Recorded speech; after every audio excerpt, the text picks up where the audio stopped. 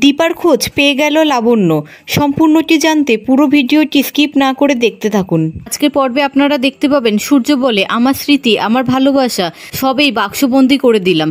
তারপর সূর্য ব্রিটকেসটা নিয়ে বাইরে ফেলতে যাবে, তখন ব্রিটকেস খুলে ঘরের মধ্যে ফটোগুলো পড়ে যায়। আর তখন সূর্য রূপা আর দীপার কথা ভাবতে থাকে। পর সূর্য দীপা আর রূপার ফটোটা তুলে বলে, এই কি, আমি আবার একই ভুল করছিলাম? আমি আবার তোমাদেরকে বের করে দিতে যাচ্ছিলাম? না না, এ আর হতে পারে না, আমি আর একই ভুল করব না। তারপর সূর্য দীপা আর রূপার ফটো বুকে জড়িয়ে ধরে আর বলে, তোমরা এখানেই থাকবে, তোমরা এখান থেকে কোথাও যাবে না। যতদিন আমি থাকবো ততদিন তোমরাও থাকবে। সোনা মায়ের সামনে তোমাদের কথা কখনো বলতে না পারি, তোমাদেরকে দেখতে না পারি, কিন্তু তবুও তোমরা আমার মধ্যেই থাকবে। কিন্তু আমার সোনা মায়ের জন্য এইটুকু করতেই পারি। রূপা, দীপা, আই লাভ ইউ, আমি তোমাদেরকে খুব ভালোবাসি। লাবণ্য বলে, ভগবান তুমি ওকে এত কষ্ট কেন দিচ্ছ? ওর কষ্টের দিন কি আর কোনোদিনও শেষ হবে না? তুমি আমাকে পথ দেখাও, আমি এখন কি করব? তখনই লাবণ্যর ফোনে একটা ফোন আসে আর বলে, ম্যাডাম আপনি আপনার বাড়ির বউয়ের খোঁজ চেয়েছিলেন না, মনে হয় আমি তার খোঁজ পেয়েছি। তখন লাবণ্য বলে, কোথায়?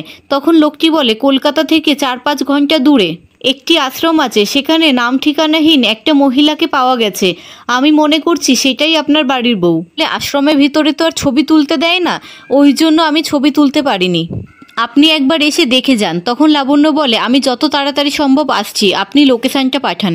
অন্যদিকে দীপার জ্ঞান ফেরে আর দীপা সোনা, রূপা, ডাক্তারবাবু বলে ডাকতে থাকে। দীপা উঠে বসে আর বলে, আমি কোথায়? সোনা, রূপা, ডাক্তারবাবু ওরা কোথায়? তারপর দীপা বিছানা থেকে নামতে যায়। তখন দীপার আবারও মাথা ঘুরে যায় আর দীপা বিছনায় পড়ে যায়। এদিকে ফান্টুস রূপাকে বলে, তুই কে রে মা? তুই কোথা থেকে এসেছিস? তুই তো বিন্দির দাদার মেয়ে নোস। তখন রূপা বলে, রূপা বন্যায় ভেসে এসেছে, রূপার মাও ভেসে গেছে। আর রূপার বাবা? ফান্টুস বলে, কি রূপার বাবা কি?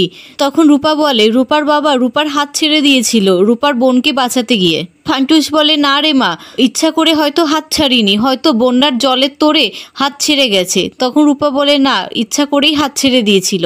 আমার মা ভেসে যাওয়ার আগে আমার বাবাকে বলেছিল আমাদের 2 বোনের খেয়াল রাখতে, কিন্তু বাবা আমার হাত ছেড়ে দিয়েছিল। ফান্টুস বলে, না রে মা, তোর কোথাও ভুল হচ্ছে, কোনো বাপ এমন করতে পারে না, যত কষ্টই হোক না কেন। তখন রূপা বলে, রূপা তো ভেবেছিল রূপা ওই জলের মধ্যে ভাসতে ভাসতে হয়তো মরেই যাবে।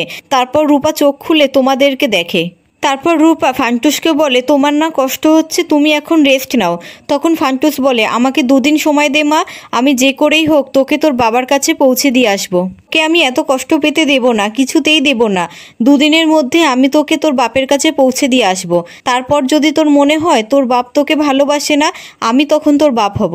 ওই লাট্টুর মতন তুইও আমাকে বাবা বলেই ডাকিস। জানবি তোর মাথার উপরে সবসময় তোর এই বাপ আছে, তুই অনাথ নোস। তখন রূপা বলে, কি তুমি সত্যি সত্যি বলছো? তুমি আমাকে বাড়ি নিয়ে যাবে? আমি আবার বাড়িতে ফিরতে পারবো? আমার তো বাড়ির সবাইকে দেখতে খুব ইচ্ছা করছে। ফান্টুসের শরীর খারাপ করতে থাকে আর ফান্টুস অজ্ঞান হয়ে বিছানায় পড়ে যায়। তখন লাট্টু বলে, দিদি দিরে, বাবা কি মা আর দিদির মতন আমাকে ছেড়ে চলে গেল? তখন রূপা বলে, লাট্টু তুই কাঁদিস না, রূপা না তোর দিদি, বাবার শরীরে এখন জোর নেই, বাবার শরীরে এখন খাবারের প্রয়োজন। তখন বিন্দি বলে, তুই এত কিছু জানিস কি করে রে? তোর বাবা কি ডাক্তার?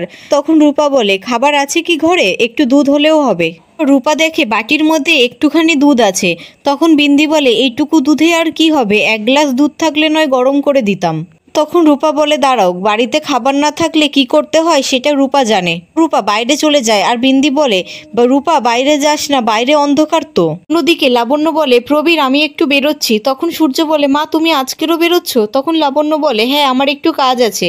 তখন সূর্য বলে, না তুমি কোথাও যাবে না, তুমি আমাকে ছেড়ে কোথাও যাবে না। তখন লাবণ্য বলে, বাড়িতে তো এত লোক আছে, আমি একটু বেরোই। তখন সূর্য বলে, না আমি না বলেছি মানে তুমি কোথাও যাবে না। তখন লাবণ্য বলে, প্রবীর তুমি ওকে একটু বোঝাও, ও কেমন বাচ্চাদের মতন করছে। তখন প্রবীর বলে, তুমি বলে যাচ্ছ না কেন, তুমি কোথায় যাচ্ছ, কি এমন কাজ আছে? তখন লাবণ্য মনে মনে বলে, আমি যার খোঁজ পেয়েছি সে দীপা হতেও পারে আবার নাও হতে পারে। তোমাদেরকে যদি বলি তাহলে তোমরা হতাশ হয়ে পড়বে, আবার নতুন করে আঘাত পাবে, ও তখন নিজেকে সামলাতে পারবে না। আমি যদি দীপাকে পাই তাহলে ওকে নিয়েই ফিরবো, তখন বলবো, না হলে নয়। তখন সূর্য বলে, মা তুমি কি ভাবছো, কি লোকাচ্ছ আমাদের থেকে বলো?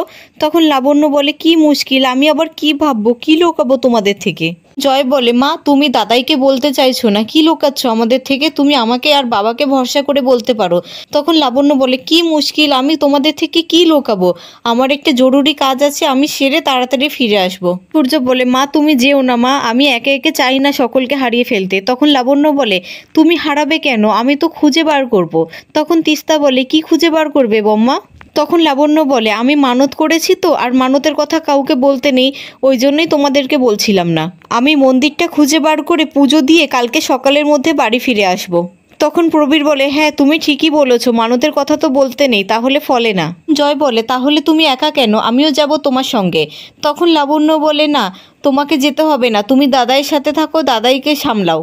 আমি একা যাব, পুজো দিয়ে তাড়াতাড়ি চলে আসব, আমি যাচ্ছি। তখন উর্মি বলে, যাই বলতে নেই, বলুন আসি। তখন লাবণ্য বলে, হ্যাঁ আসি। আমি তোমাদের ছেড়ে কোথায় যাব বলো তো? এটাই তো আমার বাড়ি, এটাই তো আমার সংসার, আমাকে তো ফিরে এখানেই আসতে হবে। তারপর লাবণ্য সূর্যকে বলে, তোমার খুব কষ্ট হচ্ছে না? আমি যাচ্ছি তো সব কষ্টের ওষুধ আনতে।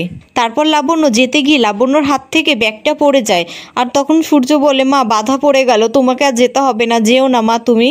তখন প্রবীর বলে, সূর্য তুই একজন ডাক্তার, আর ডাক্তার হয়ে একই কথা বলছিস তুই? তখন সূর্য বলে, আমি কুসংস্কারী নই, আমি একজন ঘরপোড়া গরু, তাই সিঁদুরে মেঘ দেখলে ডরাই। যেও না মা, প্লিজ যেও না। তখন লাবণ্য বলে, না আমাকে যেতেই হবে, হয়তো কাউকে ফিরিয়ে আনতে যাচ্ছি।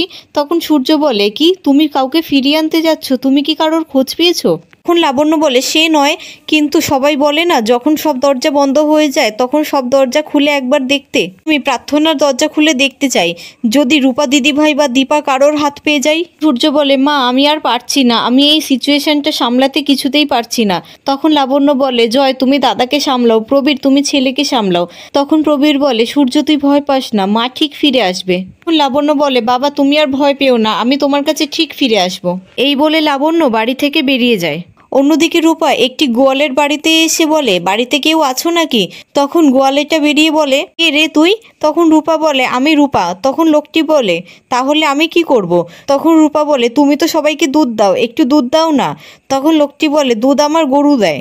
তখন রূপা বলে, সে যাই হোক, লাট্টুর বাবা খাবে, তুমি একটু দুধ দাও তো।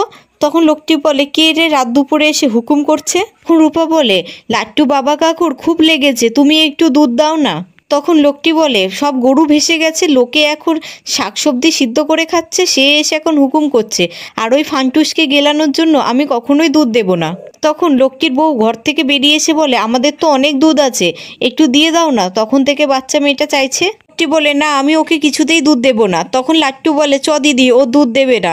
তখন রূপা বলে, আমি যখন এসেছি তখন দুধ নিয়েই যাব। তারপর রূপা লোকটির গলা থেকে গামছা টেনে ফেলে ঘরে ঢুকে যায়, আর লোকটির বউ বলে, এই তো এখানে দুধ আছে। তারপর রূপা দুধের বাটিটা নিয়ে সেখান থেকে ছুটে পালিয়ে আসে, আর বাইরে এসে আকাশের দিকে তাকিয়ে বলে, ভগবান তুমি আমাকে ক্ষমা করো, লাট্টুর বাবা কাকু খুব ভালো মানুষ, বিপদে কারোর হাত ছাড়ে না, তুমিও ওনার হাত ছেড়ো না, আমি ওনাকে বাঁচানোর জন্যই এই কাজটা করলাম। তখন বাজে লোক দুটো রূপাকে দেখে আর বলে, চল ফান্টুসের বাড়িতে, ওই মেয়েটার একটা ব্যবস্থা করতে হবে। অন্যদিকে লাবণ্য গাড়িতে ওঠে আর বলে, ভগবান আমি বাড়িতে যেই মিথ্যে কথা বললাম তার জন্য তুমি রূপাকে আর দীপাকে কষ্ট দিও না, যা দেওয়ার তুমি আমাকে দাও। তারপর লাবণ্য ড্রাইভারকে বলে, এই লোকেশনে যেতে হবে, তাড়াতাড়ি চলো। তারপর লাবণ্য গাড়িতে উঠে যায়, আর লাবণ্যের পিছনে পিছনে আরেকটি গাড়ি যায়। ওদিকে রূপা দুধ নিয়ে এসে বিন্দিকে বলে, বিন্দি মাসি এই দুধটা এক্ষুনি ফান্টুস কাকুকে খাইয়ে দাও। তখন বিন্দি বলে, তুই এই দুধটা কোথায় পেলি, বল কোথায় পেলি?